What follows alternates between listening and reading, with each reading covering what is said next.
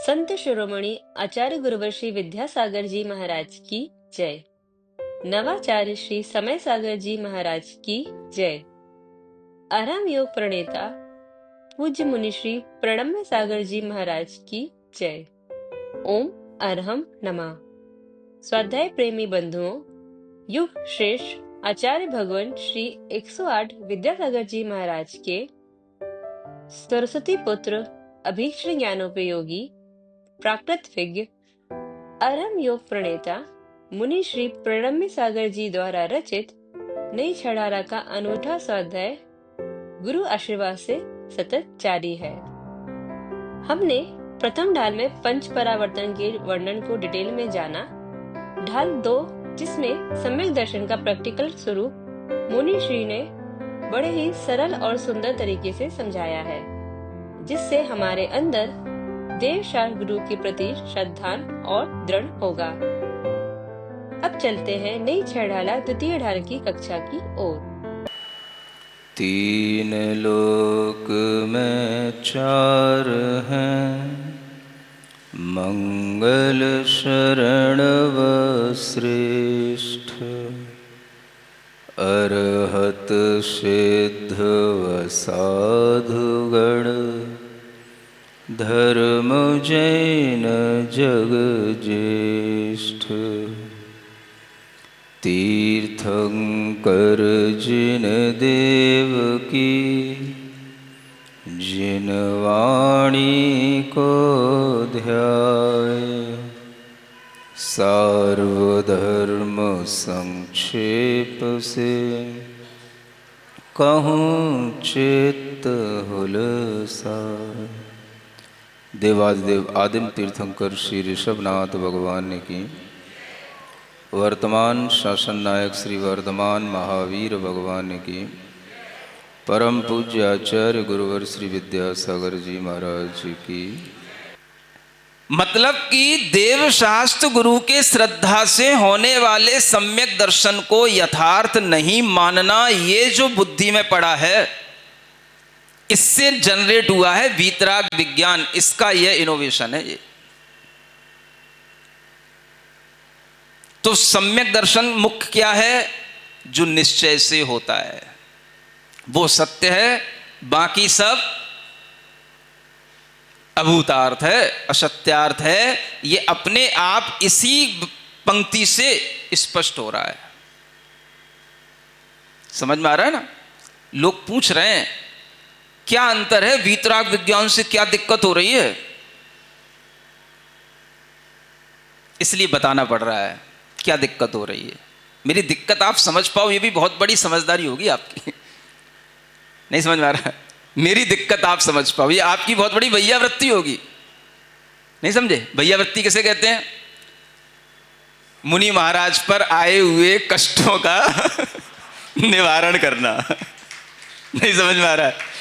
तो कष्ट क्या केवल शारीरिक ही होते हैं कि भाई मैं थक गया हूं तो मेरे हाथ पैर दबा देना? अब मैं कोई थकता तो ही नहीं, अभी इतना बूढ़ा तो नहीं हो गया मैं, तो मुझे ये भैयावृत्ति पसंद ही नहीं है। तो ये वाली भैयावृत्ति मैं किसी से करवाता ही नहीं हूं। कोई अगर मेरी सच्ची भैयावृत्ति करना चाहे तो मेरे इस कष्ट को समझे। मेरा ये जो मानसिक कष्ट है इसका निवारण अगर करे, मेरी बात को समझे, आगे बढ़ाए, तो मैं समझूंगा उसने सच्ची मेरी भैयावृत्ति कर ली है। जब कोई कहता है ना आपको क्या दिक्कत है, तो दिक्कत माने कष्ट है, तो मेरे कष्ट को समझो तो हाँ दिक्कत है। तुम आप मेरी दिक्कत भी तो समझने की कोशिश करो। वीतराग विज्ञान में सबसे बड़ी दिक्कत क्या है, ये मैं आपको बार बार समझा रहा हूं कि वह केवल निश्चय सम्यक दर्शन को यथार्थ मान रहा है। और तीर्थंकरों का विज्ञान क्या कहता है कि सराग व्यवहार सम्यक दर्शन भी यथार्थ है और निश्चय सम्यक दर्शन भी यथार्थ है। इतना स्पष्ट समझ नहीं आ रहा आपको? तीर्थंकरों का विज्ञान कहता है दोनों बच्चे यथार्थ हैं, सत्य हैं, और वीतराग विज्ञान कहता है केवल निश्चय सम्यक दर्शन सच्चा है, बाकी तो सब उपचार से है, काम चलाऊ है, व्यवहार से है, ऐसा कह करके उसको नेग्लेक्ट किया जाता है। समझ में आ रहा है ना?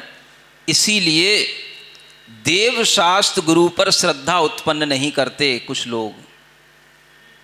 जिन पे श्रद्धा होगी तो उनकी भक्ति भी होगी।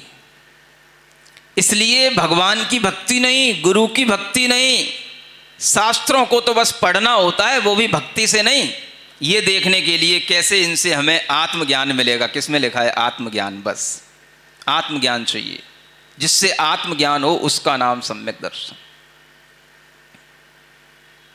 सुन रहे हो ना? तो भक्ति तो बिल्कुल नदारद है, भक्ति तो बिल्कुल, हाँ मतलब है ही नहीं। भक्ति करना तो पाप है, राग का कारण है। बस इसलिए, क्योंकि देव शास्त्र गुरु का श्रद्धान करोगे तो देव शास्त्र गुरु की भक्ति करनी पड़ेगी, और उस भक्ति से यथार्थ सम्यक दर्शन होता नहीं। ये हमें पट्टी पढ़ा दी गई। इसलिए हम तत्व की बात करो, तत्व की बात करो, आत्मा की बात करो, बस उससे सम्यक दर्शन होगा। समझ आ रहा है? मतलब देव शास्त्र गुरु की बात करना कुतत्व की बात हो रही है ना? वो तत्व की बात है, बस जीव आदि का श्रद्धान। इसलिए बस जीव अजीव आदि की चर्चा तो होती है, 7 तत्वों की श्रद्धा की मुख्यता से खूब व्याख्यान होगा, लेकिन देव शास्त्र गुरु की श्रद्धा की व्याख्या से कोई व्याख्यान नहीं। ये आप देखना इन ग्रंथों की पद्धतियां, क्योंकि इनमें लिखा हुआ है ये सत्यार्थ रूप से, निश्चय रूप से यह सम्यक दर्शन के हेतु नहीं है, ये सम्यक दर्शन नहीं है। वास्तव में तो सम्यक दर्शन निश्चय सम्यक दर्शन ही है, जिसमें आत्मज्ञान होता है, आत्म तत्व की जिसमें अनुभूति होती है। समझ आ रहा है ना? नई छेड़ाला क्यों पढ़ाई जा रही है, ये समझाना भी जरूरी पड़ रहा है ना? तो व्यवहार होते होते जब आप श्रवण की दशा में पहुंचेंगे, जब श्रवण में भी वह निज ध्यान में लीन होगा, तब उसे निज आत्म तत्व की जो अनुभूति लक्षण वाली रुचि उत्पन्न होगी, उसको आचार्य कहते हैं निश्चय सम्यक दर्शन। कल परिभाषा बताई थी ना? हाँ, निज शुद्ध आत्मानुभूति लक्षणम निश्चय सम्यक्त्वम, ये परिभाषा आचार्यों ने बताई। तो जिस समय पर निःशुद्ध आत्मा की अनुभूति हो, निःशुद्ध आत्मा की श्रद्धा होना अलग बात है, और निःशुद्ध आत्मा की अनुभूति होना अलग बात है। निःशुद्ध आत्मा की श्रद्धा में व्यवहार सम्यक दर्शन है, लेकिन निःशुद्ध आत्मा की अनुभूति में निश्चय सम्यक दर्शन है। तो आचार्य कहते हैं जब आप आत्म ध्यान में लीन होंगे, तब आपके अंदर आत्मानुभूति से जो आत्मरुचि उत्पन्न होगी, वो आत्मरुचि निश्चय सम्यक दर्शन है। समझ रहे हैं ना? अब हमने क्या पकड़ लिया? आत्मरुचि का नाम निश्चय सम्यक दर्शन है, बाकी बातें हमने छोड़ दी, वो कब होगी, कैसे होगी। समझ रहे हैं ना? तो अब हमने क्या बताना शुरू कर दिया? आत्मरुचि करो, ये निश्चय सम्यक दर्शन है। तत्व रुचि इसी को बोलते, आत्मरुचि करो। तो केवल आत्मरुचि पकड़ ली। जब वो आत्मरुचि जबकि कहां होने वाली थी, कैसे होती? श्रवण को निज ध्यान में लीन होने पर जब शुद्ध आत्मा की अनुभूति होती, तब उस अनुभूति में जो आत्मरुचि हो रही है, उस आत्मरुचि को निश्चय सम्यक दर्शन कहा जा रहा है। तो बाकी सब बातें तो हटा दी, बस केवल क्या पकड़ लिया? आत्मरुचि निश्चय सम्यक दर्शन है। इसलिए पहले आत्मरुचि बनाओ, ये निश्चय सम्यक दर्शन होगा, तब आपको व्यवहार से सम्यक दर्शन कहा जाएगा। होता तो यही सत्य है, बाकी तो सब व्यवहार है, असत्य है। ये व्याख्यान की पद्धतियां हैं। ये भी समझ पा रहे हो ना कि हम कब किस पक्ष से बोल रहे हैं? नहीं समझ में आ रहा? नहीं तो पता पड़े कि हम उनकी तरफ से बोल रहे हैं और आप समझो कि यही सत्य बोल रहे हैं। बड़ी समस्या है आप लोगों के साथ। आप लोगों के दिमाग बस सत्य ज्ञान में नहीं चलते हैं।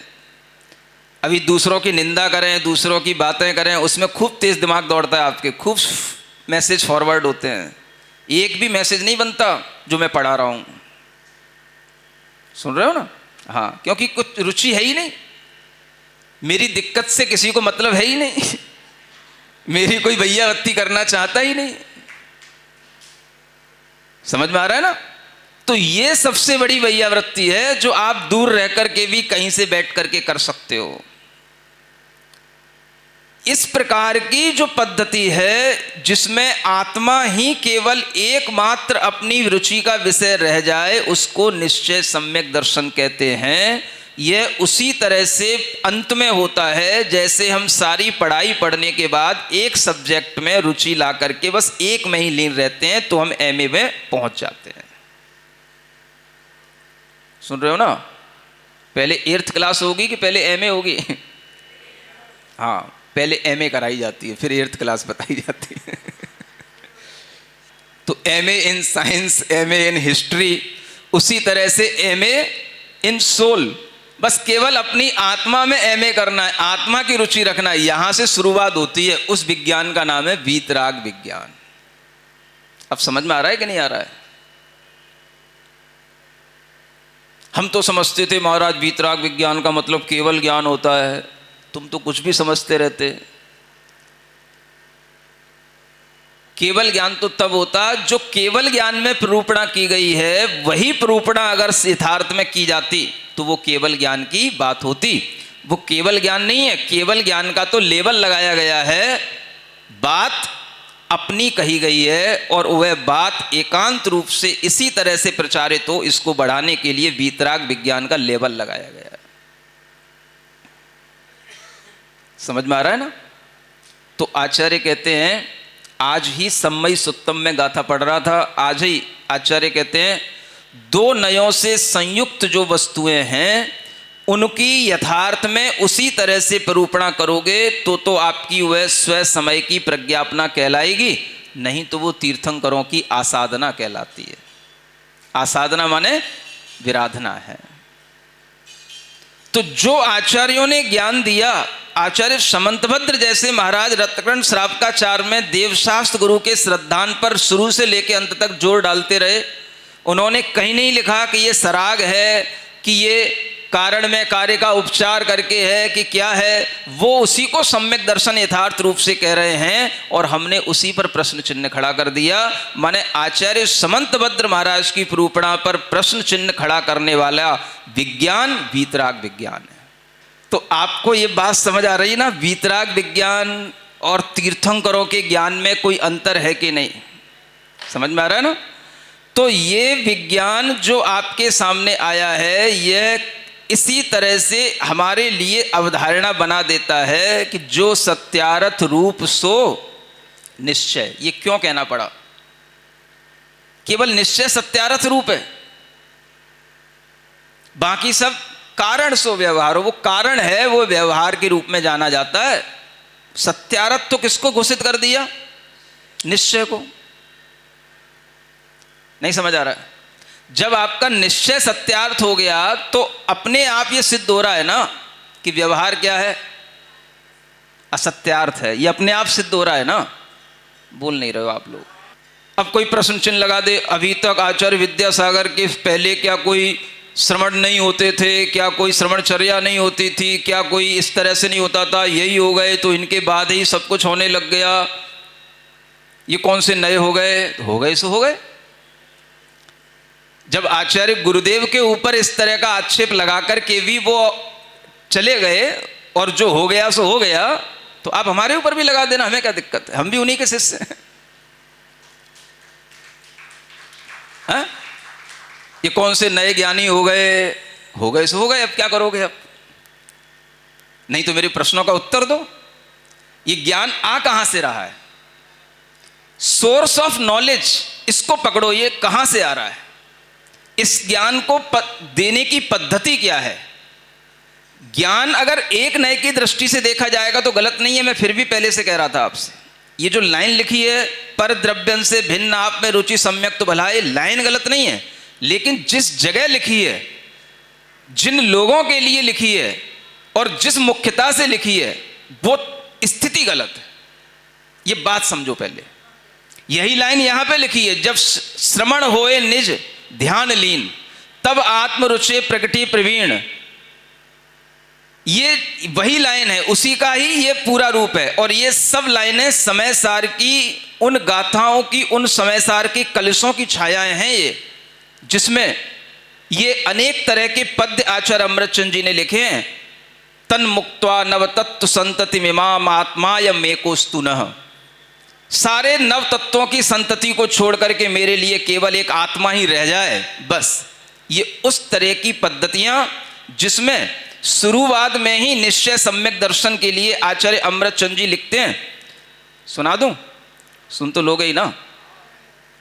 एकत्वे नियतस्य शुद्ध नयतो व्याप्तुर्यदस्यात्मनः पूर्ण ज्ञान घनस्य दर्शन महो द्रव्यांतरेभ्य पृथक् सम्यक दर्शन में तदेव नियमा दात्मा च तावानयम् तन्मुक्त्वा नवतत्व संततिमिमात्मायमेकोस्तु नः। एकत्वे नियतस्य, जो आत्मा एकत्व में नियत हो गई है, शुद्ध नयतः, शुद्ध नय से। कौन से नय से? शुद्ध निश्चय नय से। व्याप्तुर यदस्य आत्मने, वह आत्मा व्याप्त हो गई है। उस आत्मा के एकत्व की नियति की परिणति में क्या होता है? पूर्ण ज्ञान घनस्य दर्शन में हो। पूर्ण ज्ञान घन रूप उसको दर्शन होता है। मैं कैसा हूं? पूर्ण ज्ञान घन रूप हूं। पूर्ण ज्ञान घनस्य दर्शन में हो। कैसे होता है वो दर्शन? द्रव्यांतरेभ्य पृथक, अन्य सब द्रव्यों से वह पृथक होकर के दर्शन होता है। कौन से द्रव्य? कौन से द्रव्य? 6 द्रव्य तो पृथक हो ही गए। अपना शरीर द्रव्य, जिसे 9 कर्म द्रव्य कहते हैं, उससे भी पृथक। अपने 8 कर्मों का, 8 कर्मों का जो द्रव्य है उससे भी पृथक। और जो अपने रागादि भाव हैं उनसे भी भाव कर्मों से पृथक। उसको कहा गया है भाव कर्म, 9 कर्म और द्रव्य कर्मों से पृथक, द्रव्यांतरेभ्य पृथक ये कहा जाता है। यह टीका ग्रंथों में इसका स्पष्टीकरण ये कहा गया, द्रव्यांतरों से पृथक। क्योंकि जब आपको अपने पूर्ण ज्ञान घन रूप निज शुद्ध नय से एकत्व की अनुभूति होगी तो उसमें कोई दूसरा द्रव्य मिक्स हो ही नहीं सकता।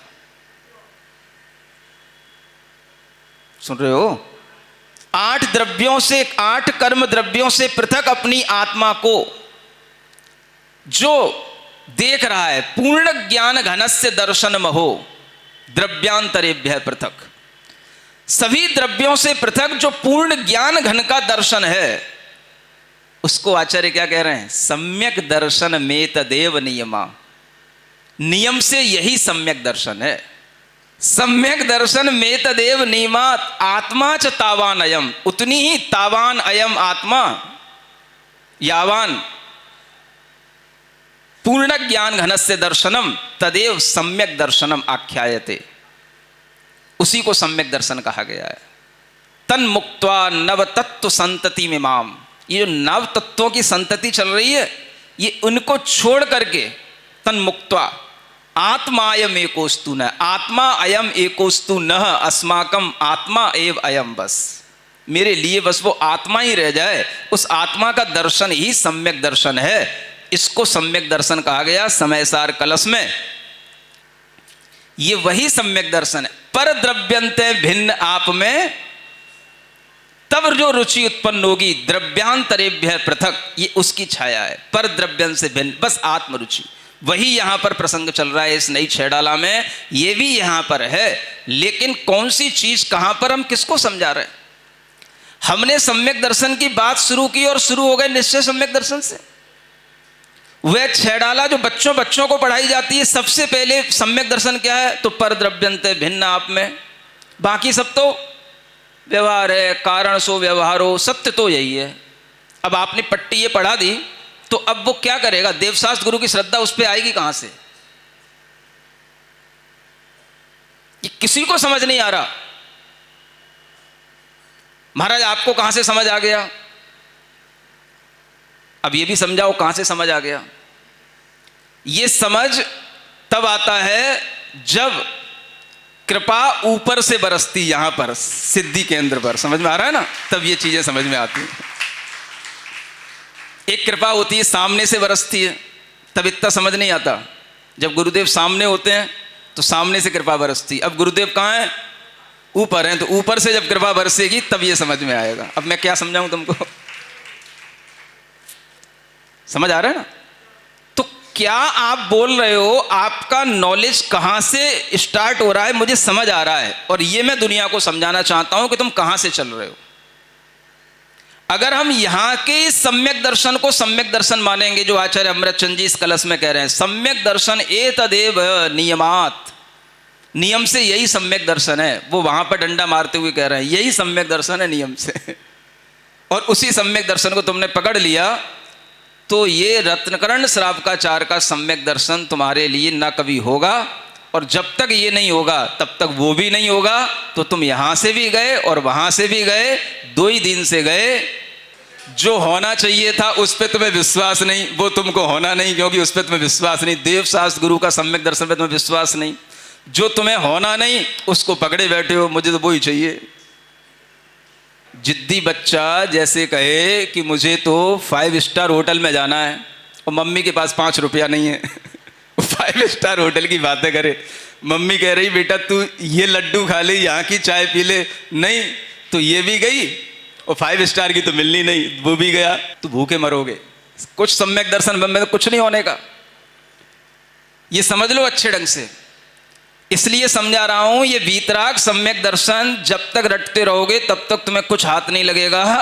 वीतराग विज्ञान के माध्यम से पढ़ाए जाने वाले सम्यक दर्शन से आज तक कोई सम्यक दृष्टि बना ही नहीं, क्योंकि अगर सम्यक दृष्टि बन जाता तो आगे चल करके सम्यक चारित्र भी ले लेता। ये सम्यक दृष्टि जीव की बहुत बड़ी पहचान होती है, बता रहा हूं आपको। ये नई 6 डाला में लिखा हुआ मिलेगा बस। सुन रहे हो कि नहीं? तो फिर क्या समझे? निश्चय सम्यक दर्शन और निश्चय सम्यक ज्ञान, इन दोनों का वर्णन इन 2 लाइनों में हो गया। पहली लाइन में निश्चय सम्यक दर्शन का वर्णन है और दूसरी लाइन में निश्चय सम्यक ज्ञान का वर्णन है। जहां पर निश्चय सम्यक दर्शन होगा वहीं पर निश्चय सम्यक ज्ञान भी होगा, और वो भी निश्चय रूप रहेगा। बस उसमें क्या होगा? उसमें ज्ञान की परिणति होगी। दर्शन में क्या होगा? एक आत्म रुचि की परिणति, उसका नाम क्या हो गया? निश्चय सम्यक दर्शन। और एक आत्म ज्ञान की परिणति, पूर्ण ज्ञान घन में अपने अंदर ये ज्ञान जानना होगा, उसका नाम है निश्चय सम्यक ज्ञान। वही लिखा हुआ है कि जब आपके अंदर इस तरह का ध्यान होगा तो जो निज अनुभूति ज्ञान, ये जो निज की अनुभूति का आपको ज्ञान होगा, इसका नाम ही निश्चय सम्यक ज्ञान है। समझ में आ रहा है ना? तो जिस समय पर आपको आत्मा की अनुभूति होगी उसी समय पर आपको आत्मा का दर्शन भी होगा। जो आत्मा का दर्शन होगा, जो आपको आत्मा की रुचि उत्पन्न होगी, उसका नाम है सम्यक दर्शन। जो आपको आत्मा उस समय जानने में आएगी उसका नाम है निश्चय सम्यक ज्ञान। और उसी समय पर जो निश्चय सम्यक चारित्र होगा वो भी उसी समय पर होगा, कहने में अलग अलग आएगा। इसलिए आगे की लाइनों में उस निश्चय चारित्र का वर्णन है जो आपको अगले दिन बताया जाएगा। ठीक है? बुरा तो नहीं लग रहा? क्षमा मांग लूँ आप लोगों से। खम्मामी सब जीवाणम सभ्य जीवा खमंतु में। ठीक है ना? दिल दुखाने का किसी का मन नहीं होता, लेकिन आप लोग जिस गलत रास्ते पर चल रहे हो उसको बताना मैं कमरे के अंदर सही नहीं समझता, मैं खुलेआम ही बताना चाहता हूं ताकि लोग मुझे गलत ना समझने लगे। समझ आ रहा है ना? कमरे के अंदर तो बताऊंगा तो फिर भाई ये कमरे में बात चल रही है, कुछ गलती होगी, कुछ कमरे में इसलिए मीटिंग हो रही है ना? तो जो सत्य है उसको खुलेआम इसलिए बोल रहा हूं, मुझसे कोई सामने आकर बात तो करे। मैं 1 नहीं 20 खामियां बताऊंगा, वीतराग विज्ञान में क्या खामियां हैं। समझ आ रहा है ना? तो आप लोग मेरी बात को प्रेम से लेना, है ना? मैं गुस्से में नहीं बोल रहा, प्रेम से ही लेना और अपना प्रेम भाव बनाए रखना। बोलिए महावीर भगवान की। ओम अरहम बोल, ओम अरहम, ओम सभी कार्य की सिद्धि से तो पहले इसको बोल। ओम अरहम नमः, ओम अरहम नमः, ओम अरहम नमः, ओम अरहम नमः। बोलिए लाल मंदिर में साख।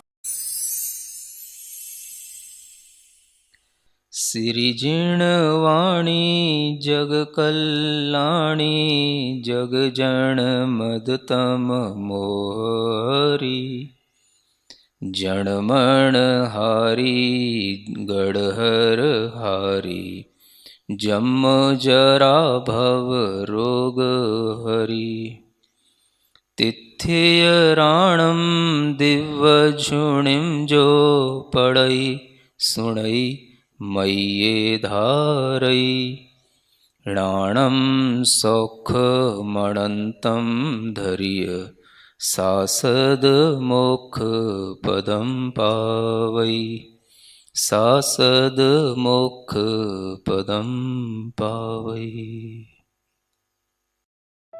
नई चढ़ाला आज का सवाल प्रतियोगिता में आप सभी का स्वागत है। आज का सवाल है, आत्म ध्यान में लीन कौन होता है, श्रमण, श्रावक, देव या नारकी। कल के सवाल का सही उत्तर है वीतराग। आप अपना जवाब हमें कल शाम 5 बजे तक भेजें। 3 भाग्यशाली विजेताओं को मिलेंगे आकर्षक उपहार।